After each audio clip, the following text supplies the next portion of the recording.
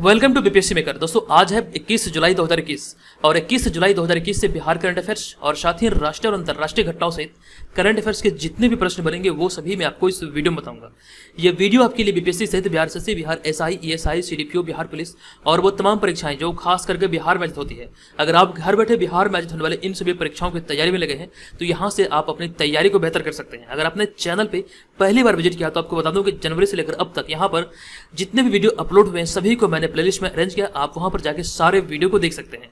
और रही बात पीडीएफ की, तो जनवरी, फरवरी, मार्च, अप्रैल, मई और जून ये पिछले 6 माह के करंट अफेयर्स का पीडीएफ का लिंक आपको इस वीडियो के डिस्क्रिप्शन में मिल जाएगा। आप वहां पर जाकर इसका पीडीएफ फाइल को भी डाउनलोड कर सकते हैं। चलिए अब हम यहाँ पे आगे बढ़ते हैं। और जो पिछले वीडियो में मैंने आपसे प्रश्न पूछा था, यह प्रश्न था कि बिहार के किस सर्जन एवं पद्मश्री से सम्मानित डॉक्टर को हाल ही में विश्व हिंदू परिषद का नया अध्यक्ष चुना गया है। तो देखिए यहाँ पर इस प्रश्न का हमारा राइट आंसर था रविंद्र नारायण सिंह, यानी कि ऑप्शन नंबर बी इस प्रश्न का सही उत्तर होगा। सभी लोगों ने यहाँ पर इसका राइट आंसर किया और अधिकतर लोगों ने इस बारे में डिटेल में लिखा। तो जो भी प्रश्न आपसे पूछा जाता है उसे आप कमेंट बॉक्स में डिटेल में जरूर लिखा कीजिए। अब यहाँ पर हम आगे बढ़ते हैं। जुलाई माह से जो संबंधित प्रमुख दिवस व तिथियां हैं उन्हें देख लेते हैं। तो 1 जुलाई को राष्ट्रीय चिकित्सक दिवस मनाया गया। इसका थीम था इस वर्ष का सेव द सेवियर्स। और इसके अतिरिक्त 1 जुलाई को भारतीय स्टेट बैंक का स्थापना दिवस और अंतर्राष्ट्रीय चुटकुला दिवस मनाया गया। ये 1 जुलाई को जो भारतीय स्टेट बैंक स्थापना दिवस मनाया गया, ये इसका 66वां संस्करण था। 2 जुलाई को विश्व यूएफओ दिवस, 4 जुलाई को स्वामी विवेकानंद स्मृति दिवस और इसके अतिरिक्त अमेरिकी स्वतंत्रता दिवस भी 4 जुलाई को मनाया गया, क्योंकि 4 जुलाई 1776 को अमेरिका ब्रिटेन की गुलामी से आजाद हुआ था और अमेरिका के पहले राष्ट्रपति थे जॉर्ज वॉशिंगटन। अगला है 5 जुलाई। 5 जुलाई को श्री गुरु हरगोविंद जयंती, 6 जुलाई को विश्व जूनोसिस दिवस, 7 जुलाई को विश्व चॉकलेट दिवस। ये सारे दिवस का थीम यहाँ पे मतलब अपडेट नहीं है, इसीलिए यहाँ पे मैंने इसे खाली छोड़ दिया है। ये सारे दिवस का कोई थीम है ही नहीं, इसीलिए यहाँ पर खाली छोड़ा गया है। चलिए यहाँ पर हम आगे बढ़ते हैं और हमारा यहाँ पे अगला है 9 जुलाई। 9 जुलाई को राष्ट्रीय विद्यार्थी दिवस, 11 जुलाई को विश्व जनसंख्या दिवस यानी कि वर्ल्ड पॉपुलेशन डे और इस वर्ष का थीम है rights and choices are the answer. 12 जुलाई को विश्व मलाला दिवस और राष्ट्रीय सादगी दिवस तथा पेपर बैग दिवस, ये 12 जुलाई को मनाया गया। और अगला यहाँ पे है 13 जुलाई। 13 जुलाई को शहीद दिवस के रूप में मनाया जाता है भारत में, जो कि कश्मीर में मनाया जाता है। अब यहाँ पर मैंने आपको कई बार बताया कि भारत में कई ऐसी तिथियां हैं, 5 से 6 तिथि है जो कि मतलब कह सकते हैं शहीद दिवस के रूप में मनाया जाता है। यहाँ पर मैं एक बार आपको पुनः बता दूं, पहले भी मैंने आपको बताया था। तो यहाँ पर हम जनवरी से स्टार्ट करते हैं। तो जनवरी में 30 जनवरी जो मतलब डेट है, तो 30 जनवरी को महात्मा गांधी की पुण्यतिथि के रूप में जो दिवस मनाया जाता है वो शहीद दिवस के रूप में मनाया जाता है। और इसके बाद आते हैं मार्च महीने में। तो मार्च महीने में जो 23 मार्च है, तो 23 मार्च को भगत सिंह, सुखदेव और राजगुरु को फांसी दिया गया था, तो इस फलस्वरूप यहाँ पर मतलब शहीद दिवस के रूप में मनाया जाता है। और अगला है 27 मई। तो 27 मई को मतलब कह सकते हैं प्रताप सिंह के बलिदान दिवस के रूप में ये मतलब कि शहीद दिवस के रूप में मनाया जाता है। और उसके बाद हमारा अगला होगा 13 जुलाई, जो कि कश्मीर में ये शहीद दिवस के रूप में मनाया जाता है। और अगला होगा हमारा 21 अक्टूबर। 21 अक्टूबर को केंद्रीय पुलिस बल द्वारा ये मतलब कि शहीद दिवस के रूप में मनाया जाता है। और वहीं पे हमारा होगा 17 नवंबर।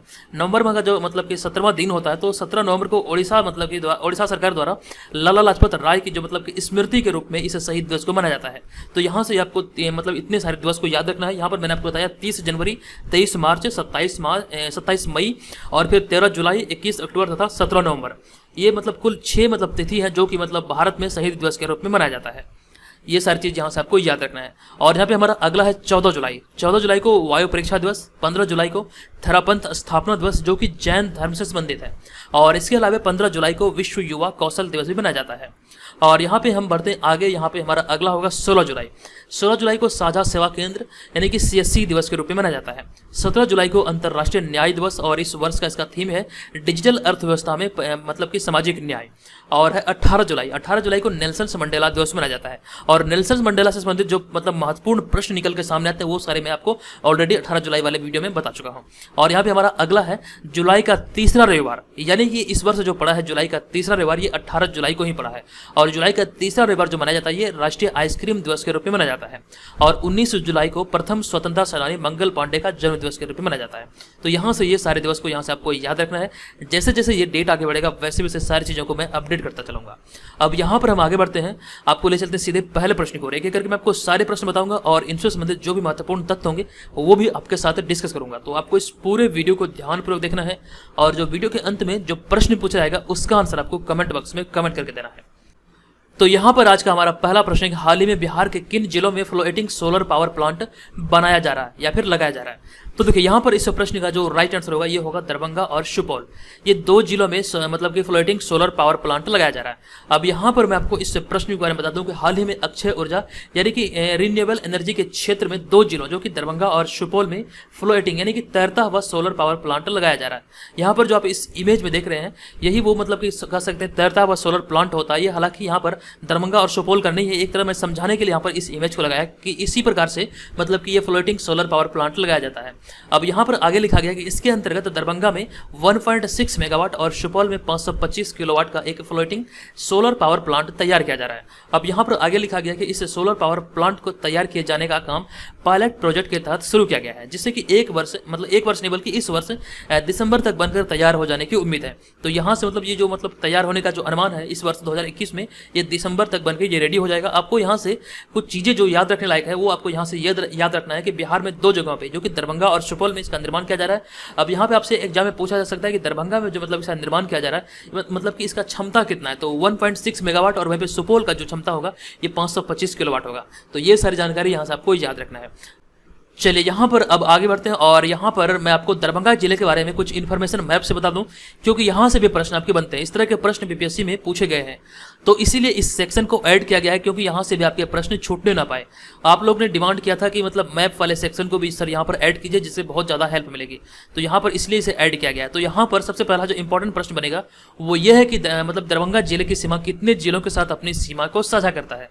तो यहाँ पर हम समस्तीपुर से स्टार्ट करते हैं। समस्तीपुर 1 और फिर मुजफ्फरपुर 2, सीतामढ़ी 3 और फिर मधुबनी 4, सहरसा 5 तथा खगड़िया 6। ये 6 जिले हैं जो कि मतलब कह सकते हैं दरभंगा के साथ अपनी सीमा को साझा करता है। तो ये जानकारी यहाँ से आप ही याद रखिए। अब यहाँ पे बात आई है दरभंगा जिला की। तो दरभंगा जिला जो मतलब बिहार का एक जिला है, साथ ही दरभंगा एक प्रमंडल भी है, जो कि मैं आपको ऑलरेडी पहले बता चुका हूँ। बिहार में दरभंगा एक प्रमंडल भी है और दरभंगा प्रमंडल के अंतर्गत कौन कौन से जिले आते हैं, इसका मुख्यालय कहाँ है, ये सारी चीजें यहाँ पर हम लोग जानेंगे। सबसे पहले मैं इसे इरेज कर रहा हूँ यहाँ पर। तो आप यहाँ पर अब देख पा रहे होंगे कि दरभंगा प्रमंडल के अंतर्गत जो मतलब जिलों की अगर हम बात करें तो 3 जिले हैं। अब ये कौन कौन से हैं, तो सबसे पहले यहाँ पे जान लीजिए दरभंगा प्रमंडल के अंतर्गत जो 3 जिले ये हैं दरभंगा, मधुबनी और समस्तीपुर। और दरभंगा प्रमंडल का जो मुख्यालय ये दरभंगा ही है। अब यहाँ पर आप इस इमेज में देखेंगे ये दरभंगा है और दरभंगा एक प्रमंडल है बिहार का। और इसके अंतर्गत जो 3 जिले हैं वो कौन कौन से, सबसे पहला तो यहाँ पर याद रखिए दरभंगा भी एक जिला ही है। और इसके अलावा जो 2 मतलब जिले इस प्रमंडल के अंतर्गत आते हैं वो है, एक तो मधुबनी हो गया, मतलब दूसरा मधुबनी, और तीसरा हमारा हो गया समस्तीपुर। ये 3 जिले यानी कि दरभंगा, मधुबनी और समस्तीपुर, ये 3 जिले दरभंगा प्रमंडल के अंतर्गत आते हैं। तो यहाँ से आपको ये याद रखना है। और दूसरा स्थान पे बात यहाँ पे चर्चा हुआ था सुपौल का। तो सुपौल के बारे में यहाँ पे जानते हैं। सुपौल की जो स्थिति है मैप में, यहाँ पर आप देख रहे होंगे क्लियरली कि ये सुपौल है, ठीक है, ये सुपौल जिला की स्थिति है। और यहाँ पे आपके प्रश्न बनेंगे सुपौल जिला मतलब कितने जिलों के साथ अपनी सीमा को साझा करता है या फिर टच करता है। तो यहाँ पर हम स्टार्ट करेंगे अररिया से। तो अररिया 1, मधेपुरा 2, शेखपुरा 3 और मधुबनी 4। तो कुल मिला के 4 जिलों के साथ अपनी सीमा को साझा करता है ये सुपौल जिला। अब सुपौल जिला किस प्रमंडल के अंतर्गत आता है, यहाँ पर इसके बारे में जानते हैं। तो जब हम यहाँ पे देखेंगे तो सुपौल जिला का जो प्रमंडल है ये कोसी प्रमंडल के अंतर्गत आता है। और कोसी प्रमंडल का जो मुख्यालय है यह है सहरसा। और यहाँ पर सहरसा मतलब जो इसका मुख्यालय है, यहाँ पर आप इस इमेज में देख रहे होंगे, इसे मैं पहले इरेज कर रहा हूँ। यहाँ पर आप देख रहे होंगे ये सहरसा है, ये इसका मुख्यालय है। मतलब जो मतलब कोसी प्रमंडल है इसका मुख्यालय जो है ये सहरसा है। अब यहाँ पे चर्चा है कोसी प्रमंडल का। तो कोसी प्रमंडल में 3 जिले हैं जो कि सहरसा, मधेपुरा और सुपौल। तो यहाँ पर सहरसा आपका 1 हो गया, मधेपुरा की अगर बात किया जाए तो मधेपुरा यहाँ पे 2 हो गया और फिर सुपौल यहाँ पे हमारा है 3। तो ये कुल 3 जिले जो कि मतलब कह सकते हैं कोसी प्रमंडल के अंतर्गत आता है और कोसी प्रमंडल का मुख्यालय है सहरसा। तो यहाँ से ये जानकारी आपको याद रखना है। चलिए यहाँ पर बढ़ते हैं दूसरे प्रश्न पे। हमारा दूसरा प्रश्न है, हाल ही में बिहार सरकार ने हिंदी सेवी सम्मान एवं पुरस्कार से अलंकृत कितनी विभूतियों के नामों की घोषणा की है। तो कुल मिला के 15 विभूतियों के नामों की घोषणा भी हाल ही में हिंदी सेवी सम्मान एवं पुरस्कार के लिए बिहार सरकार द्वारा किया गया। तो ऑप्शन नंबर ए यहाँ पर इस प्रश्न का राइट आंसर होगा। अब यहाँ पे 15 विभूति कौन कौन से हैं, कौन कौन से पुरस्कार से नवाजे जाएंगे, तो वो लिस्ट यहाँ पर हम सारी चीजों को यहाँ पर डिटेल में देख लेते हैं। तो हाल ही में 19 जुलाई को बिहार सरकार ने हिंदी सेवी सम्मान एवं पुरस्कार से अलंकृत 15 विभूतियों के नामों की घोषणा की है। तो यहाँ पर इस तरफ बाएं साइड में लिखा गया है नाम और इधर दाहिने साइड में लिखा गया सम्मान का नाम। तो इन सारी चीजों को यहाँ पे हम लोग देख लेते हैं। तो पहला लिखा गया है डॉक्टर विश्वनाथ प्रसाद तिवारी, जो कि इन्हें जो सम्मान से सम्मानित किया जाएगा ये डॉक्टर राजेंद्र प्रसाद शिखर सम्मान। और फिर दूसरा है डॉक्टर अशोक कुमार, जो कि बाबा साहब भीमराव अंबेडकर पुरस्कार, मृणाल पांडे जननायक कर्पूरी ठाकुर पुरस्कार, और सुशीला टॉक भोरे जो कि बीपी मंडल पुरस्कार, कवि सत्यनारायण जो कि नागार्जुन पुरस्कार, राम श्रेष्ठ दीवाना जो कि राष्ट्रकवि दिनकर पुरस्कार, और यहाँ पे हमारा अगला है जाबिर हुसैन को फणीश्वर नाथ रेणु पुरस्कार, डॉक्टर पूनम सिंह को महादेवी वर्मा पुरस्कार, के वनजा को बाबू गंगा शरण सिंह पुरस्कार, गीता श्री को मोहन लाल महतो वियोगी पुरस्कार, डॉक्टर राकेश कुमार सिन्हा को भिखारी ठाकुर पुरस्कार, भगवती प्रसाद द्विवेदी को डॉक्टर गिरीशन पुरस्कार, और फिर 13 नंबर में है डॉक्टर छाया सिन्हा को डॉक्टर फादर कामिल बुल्के पुरस्कार, 14 में है अनंत विजय को विद्यापति पुरस्कार, और यहाँ पे हमारा अगला है दक्षिण भारतीय हिंदी प्रचार सभा को विद्याकर कवि पुरस्कार। तो यहाँ से ये सारे पुरस्कार और नामों को आपको यहाँ से याद रखना है। आप चाहें तो इसका यहाँ से स्क्रीनशॉट ले लीजिए, क्योंकि ये भी चर्चे में है, ये बहुत ही ज़्यादा इंपॉर्टेंट है, ये आपसे एग्जाम में पूछा जा सकता है। तो आप स्क्रीनशॉट लीजिए, अन्यथा हमारे पेड ग्रुप को ज्वाइन करके इसका PDF को जरूर प्राप्त कीजिए। जो भी करंट अफेयर्स यहाँ पे वीडियो रोजाना आता है, अगर आप इसका रोजाना PDF चाहते हैं तो हमारे पेड ग्रुप को ज्वाइन कीजिए। साथ ही यहाँ पर इसके अलावा बहुत सारी चीज़ें आपको पेड ग्रुप में अवेलेबल कराया जाता है, जो कि आपकी एग्जाम के पॉइंट ऑफ व्यू से बहुत ही ज़्यादा इंपॉर्टेंट सिद्ध हो सकता है। ठीक है, इस बात का ध्यान रखें, जो लोग भी ज्वाइन करना चाहते हैं ज्वाइन कर सकते हैं। चलिए यहाँ पर हम आगे बढ़ते हैं, और हमारा दूसरा प्रश्न है कि हाल ही में दरभंगा एयरपोर्ट से लेह लद्दाख के लिए विमान सेवा शुरू किया गया। बताएं कि दरभंगा एयरपोर्ट की शुरुआत कब हुई थी। तो देखिए, दरभंगा एयरपोर्ट की जो शुरुआत हुई थी ये 8 नवंबर 2020 को हुई थी। अब यहाँ से भी हाल ही में दरभंगा एयरपोर्ट से लेह यानी कि लद्दाख की राजधानी जो लेह है यहाँ के लिए विमान सेवा शुरू किया गया है। तो ये सारी जानकारी यहाँ से याद रखना आपको। आगे यहाँ पर हम आपको इसके बारे में डिटेल में बताते हैं कि हाल ही में दरभंगा एयरपोर्ट से केंद्र शासित प्रदेश लद्दाख की राजधानी लेह के लिए स्पाइस जेट की विमान सेवा शुरू की गई है। ये जो विमान सेवा शुरू हुई है ये स्पाइस जेट के द्वारा शुरू हुआ है। और यहाँ पे अगला पॉइंट पे लिखा गया है कि दरभंगा हवाई अड्डा से पिछले साल 8 नवंबर 2020 को विमान सेवा का संचालन शुरू हुआ था। और यहाँ पे अगला लिखा है कि पहले दिन यहाँ से दिल्ली, मुंबई और बेंगलुरु के लिए विमान सेवा शुरू की गई थी। तो यहाँ से ये जानकारी आपको याद रखना है, क्योंकि ये बहुत ही ज़्यादा इंपॉर्टेंट है। तो इसीलिए आपको यहाँ से याद रखना है कि 8 नवंबर 2020 को यहाँ से शुरू हुआ था। अब यहाँ पे हम बढ़ते हैं अगले प्रश्न पे। हमारा अगला प्रश्न है, चौथा प्रश्न, कि किस देश ने हाल ही में एशिया प्रशांत व्यापार समूह की वर्चुअल बैठक की अध्यक्षता की है। तो भी हाल ही में एशिया प्रशांत व्यापार समूह की वर्चुअल बैठक की अध्यक्षता जो की गई है ये न्यूजीलैंड के द्वारा किया गया है। ऑप्शन नंबर सी यहाँ पर इस प्रश्न का राइट आंसर होगा। अब यहाँ पर इस बारे में जानते हैं कि हाल ही में न्यूजीलैंड ने एशिया प्रशांत आर्थिक सहयोग यानी कि एपेक नामक एशिया प्रशांत व्यापार समूह के विशेष वर्चुअल बैठक की अध्यक्षता की है। किसके द्वारा? तो ये न्यूजीलैंड के द्वारा किया गया, ये आपको याद रखना है। यहाँ पर आगे लिखा गया, इस वर्चुअल बैठक में एपेक समूह के नेताओं ने वैक्सीन निर्माण और आपूर्ति के विस्तार के प्रयासों को दोगुना करने का संकल्प लिया है। अब यहाँ पे चर्चा हुई एपेक की, तो एपेक के बारे में कुछ इन्फॉर्मेशन यहाँ पर मैंने ऐड किया है जो कि आपसे एग्जाम में पूछे जा सकते हैं। तो एपेक का सबसे पहले आप इसका फुल फॉर्म याद रखिए। इसका फुल फॉर्म होता है एशिया पैसिफिक इकोनॉमिक कॉर्पोरेशन, यानी कि एपेक। हिंदी में इसको कहा जाता है एशिया प्रशांत आर्थिक सहयोग। तो एपेक जो है ये एक क्षेत्रीय आर्थिक समूह है जिसमें कि एशिया प्रशांत की 21 अर्थव्यवस्थाएं शामिल है। और एपेक की जो स्थापना हुई थी ये 1989 में ऑस्ट्रेलिया में की गई थी। ये आपको यहाँ से याद रखना, ये बहुत ही ज्यादा इंपॉर्टेंट है। अब यहाँ पे इसका उद्देश्य के बारे में अगला पॉइंट में लिखा गया है कि एपेक का उद्देश्य एशिया प्रशांत महासागरीय क्षेत्र में शामिल देशों के बीच व्यापारिक विश्वास व बहुपक्षीय व्यापार को बढ़ावा देना और विभिन्न देशों के बीच व्यापारिक मतभेद व समस्याओं को दूर करना इसका उद्देश्य है। और यहाँ पे अगला में लिखा गया कि स्थापना, यहाँ मैंने आपको बताया, नवंबर 1989 में कैनबरा ऑस्ट्रेलिया में हुआ था।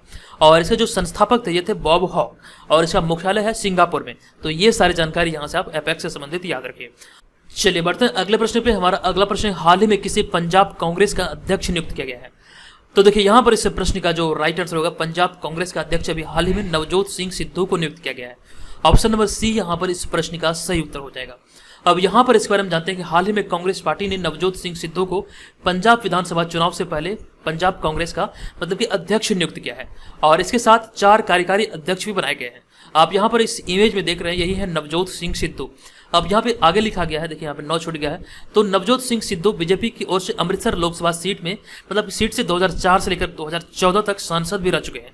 तो यहाँ से भी आपके प्रश्न बन सकते हैं अगर ये प्रश्न आपसे एग्जाम में पूछे जाए तो 2004 से 2014 तक ये बीजेपी की ओर से अमृतसर लोकसभा सीट से ये सांसद रह चुके थे। अब यहाँ पे आगे लिखा गया, इसके बाद वे कुछ समय राज्यसभा के भी सदस्य रहे थे।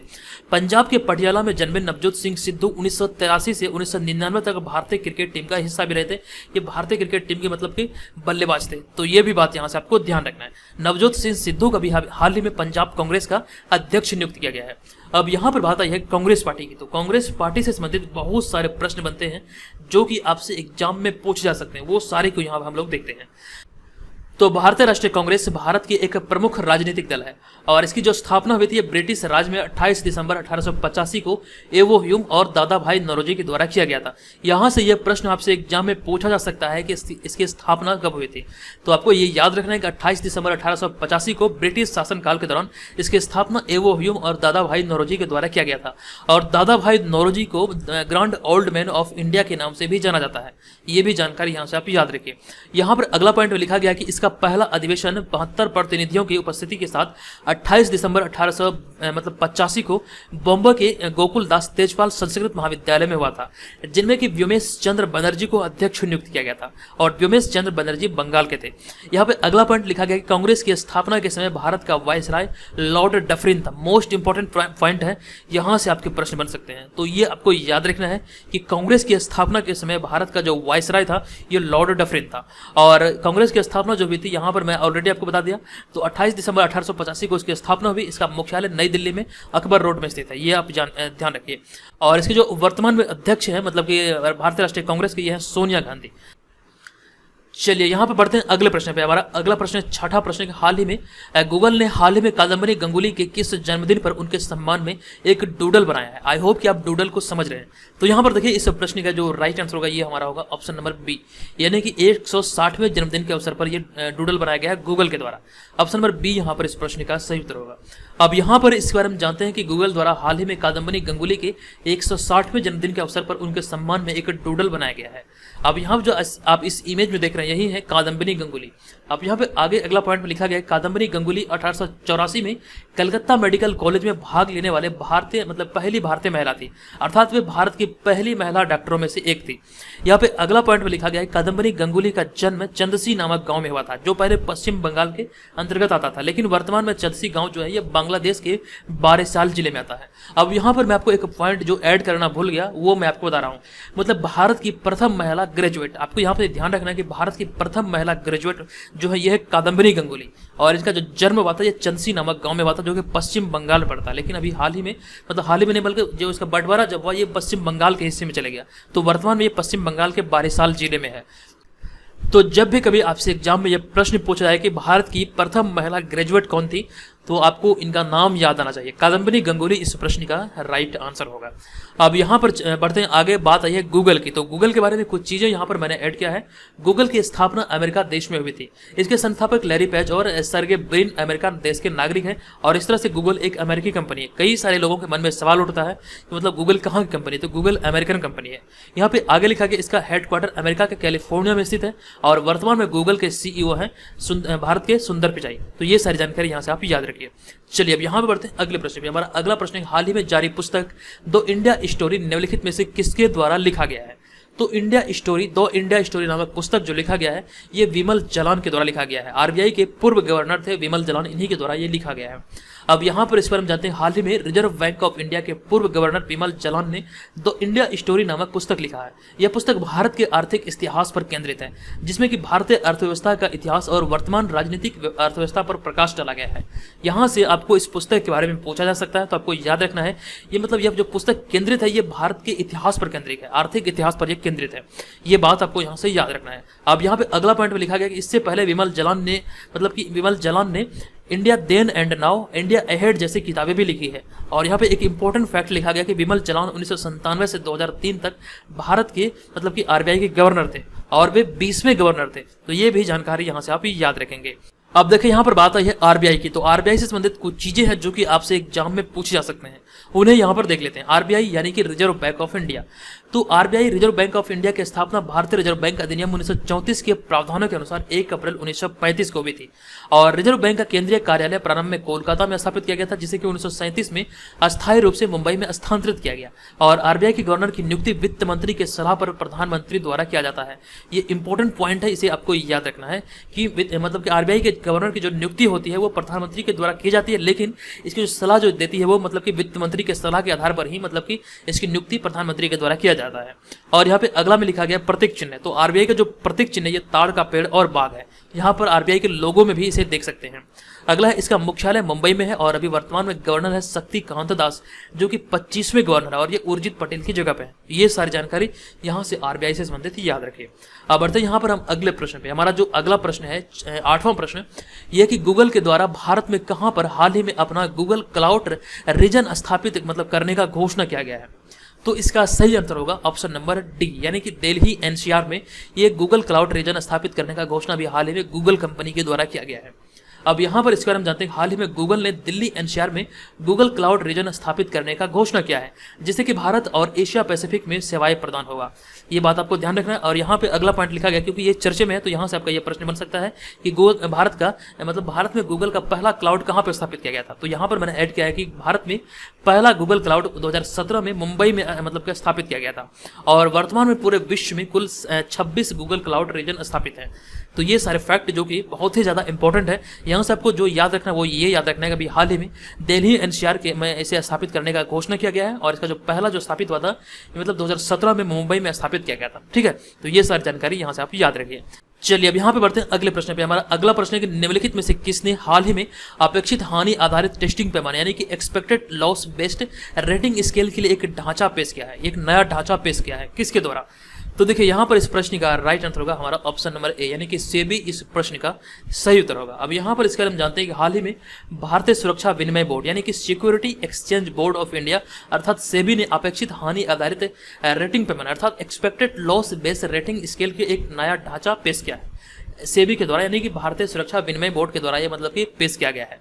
अब यहाँ पे आगे लिखा गया इसका उद्देश्य क्रेडिट रेटिंग एजेंसियों को परियोजनाओं और उपकरणों के लिए अपेक्षित हानि आधारित रेटिंग प्रदान करना है, ये उसका उद्देश्य है। अब यहाँ पे सेबी की चर्चा हुई तो सेबी के बारे में कुछ इन्फॉर्मेशन है जो हम यहाँ पर अगले स्लाइड में देखेंगे।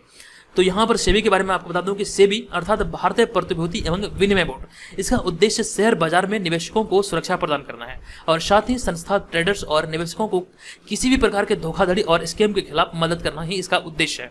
और इसे स्थापित करने का जो मुख्य कारण था ये शेयर बाजार को संरक्षण देना था, ये भी इसका कि प्रमुख उद्देश्य था स्थापना के समय। और यहाँ पे आगे लिखा गया कि वर्तमान में सेबी का अध्यक्ष अजय त्यागी है और इन्होंने 1 मार्च 2017 से यह पद संभाला है, वे सेबी के 9वें अध्यक्ष हैं। और यहाँ पे आगे लिखा गया कि सेबी के अध्यक्ष का कार्यकाल तय नहीं होता है। नेक्स्ट पॉइंट में लिखा गया कि इसकी स्थापना जो हुई थी 12 अप्रैल 1988 को हुई थी, ये यहाँ से आप याद रखिए।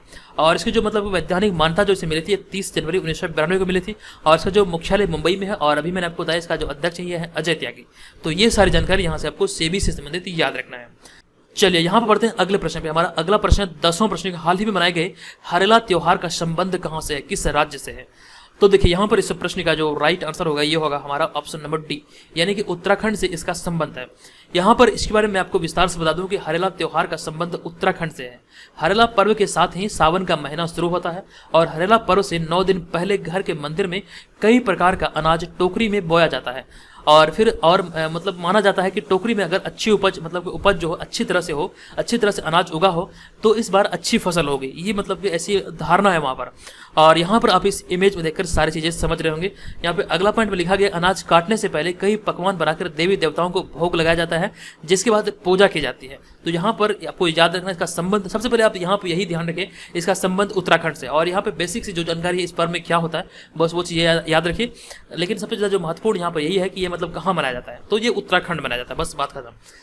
चलिए यहाँ पर बढ़ते हैं अगले प्रश्न पे। हमारा अगला प्रश्न है कि हाल ही में निम्नलिखित में से किसने चौथी बार सीरिया के राष्ट्रपति के रूप में शपथ ली है। इस प्रश्न का राइट आंसर होगा बशर अल असद, यानी कि ऑप्शन नंबर बी इस प्रश्न का राइट आंसर होगा। हाल ही में बशर अल असद ने चौथी बार सीरिया के राष्ट्रपति के रूप में शपथ ग्रहण किया। आप यहाँ पर इस इमेज में देख रहे हैं यही है बशर अल असद। नेक्स्ट पॉइंट में लिखा गया कि सीरिया के राष्ट्रपति का कार्यकाल 7 वर्षों का होता है, अर्थात वे अगले 7 साल तक इस पद पर होंगे। और नेक्स्ट में लिखा गया हाल ही में राष्ट्रपति चुनाव में उन्हें 95.1% वोट मिला था। नेक्स्ट लिखा गया कि बशर अल असद 2000 से ही इस देश की सत्ता में है। और यहाँ पे अगला और इम्पोर्टेंट पॉइंट है कि संयुक्त राष्ट्र के अनुसार सीरिया की 80% से ज़्यादा आबादी गरीबी रेखा के नीचे है। तो ये सारी इन्फॉर्मेशन यहाँ से आपको याद रखना है। अभी हाल ही में चौथी बार जो बशर अल असद है ये चौथी बार सीरिया के राष्ट्रपति बने हैं और इसका शपथ ग्रहण किया है। और फिर यहाँ पे हमारा अगला प्रश्न है 12वां प्रश्न। हाल ही में केंद्र शासित प्रदेश जम्मू कश्मीर और केंद्र शासित प्रदेश लद्दाख संयुक्त उच्च न्यायालय का नाम बदलकर क्या कर दिया गया है। तो देखिए यहाँ पर इस प्रश्न का जो राइट आंसर होगा ये हमारा होगा ऑप्शन नंबर सी, यानी कि इसे संयुक्त उच्च न्यायालय का नाम बदलकर अब किया गया है जम्मू कश्मीर एवं लद्दाख उच्च न्यायालय। अब यहाँ पर जानते हैं इसके बारे में। हाल ही में कानून मंत्रालय ने न्याय विभाग द्वारा अधिसूचित एक आदेश के साथ केंद्र शासित प्रदेश जम्मू कश्मीर और केंद्र शासित प्रदेश लद्दाख संयुक्त उच्च न्यायालय का नाम बदलकर जम्मू कश्मीर और लद्दाख उच्च न्यायालय कर दिया है। ये आपको ध्यान रखना। यहाँ पर अगला पॉइंट में लिखा गया राष्ट्रपति रामनाथ कोविंद के द्वारा इस बदलाव को प्रभावी करने के लिए जम्मू कश्मीर पुनर्गठन आदेश 2021 पर हस्ताक्षर किया गया और इसके बाद ये प्रभावी हो गया, यानी कि केंद्र शासित प्रदेश जम्मू कश्मीर और केंद्र शासित प्रदेश लद्दाख संयुक्त उच्च न्यायालय का नाम बदलकर अब जो किया गया है ये जम्मू कश्मीर एवं लद्दाख उच्च न्यायालय किया गया है। तो ये सारी इन्फॉर्मेशन यहाँ से आप याद रखिए। अब यहाँ पर हम बढ़ते हैं आज के इस वीडियो के प्रश्न की ओर। आज के इस वीडियो का प्रश्न जो है ये बहुत ही ज्यादा इंपॉर्टेंट है। ये प्रश्न हाल ही में बहुप्रतीक्षित इंडो नेपाल मैत्री ट्रेन का जयनगर से किसके बीच सफल स्पीड ट्रायल किया गया है। अगर आपने कल वाले वीडियो को ध्यानपूर्वक देखा हो तो इसका आंसर आपको याद होगा। इसका आंसर क्या, कृपया कमेंट बॉक्स में कमेंट करके बताइए। और जो लोग हमारे यहाँ पर पेड ग्रुप को ज्वाइन करने के इच्छुक हैं, यहाँ पर इस व्हाट्सएप नंबर पे हमें pre21 लिख के मैसेज कीजिए और उसके बाद यहाँ पर आपको कुछ डेमो पीडीएफ मिलेगा, जिसके बाद आप निर्धारित कर पाएंगे उसे देख के कि आपको पेड ग्रुप ज्वाइन करना या फिर नहीं। बहुत सारे लोगों ने इसे ज्वाइन किया, तो आप भी इसे ज्वाइन करके अपनी तैयारी को बेहतर कर सकते हैं। ठीक है, तो आज के इस वीडियो में इतना ही। मिलेंगे नेक्स्ट वीडियो में। ये वीडियो कैसा लगा कृपया कमेंट करके जरूर बताइएगा। चलिए, धन्यवाद, जय हिंद।